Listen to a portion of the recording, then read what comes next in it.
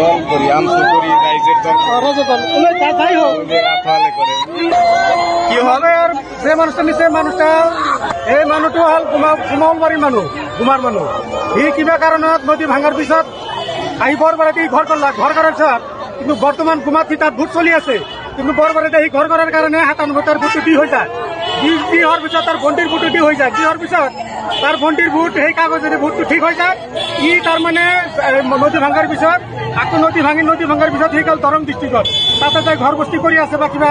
খেতি খোলা কৰি তাতে বসবাস কৰি আছে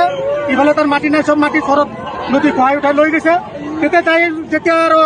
হাকিমে তাৰ কেছটো চলি আছে তাই মেজিষ্ট্ৰেটে সুধিছে যে আপুনি ক'ত থাকে সি মানুহটো কৈছে যে আমি দৰং ডিষ্ট্ৰিক্টত থাকো আমি পৰিয়ালটো লৈ তাতে কিবা মই অৱজন কৰি আছো সেইকাৰণে সেই কেছটো তাৰ বেয়া কৰি ফেলছে সেইকাৰণত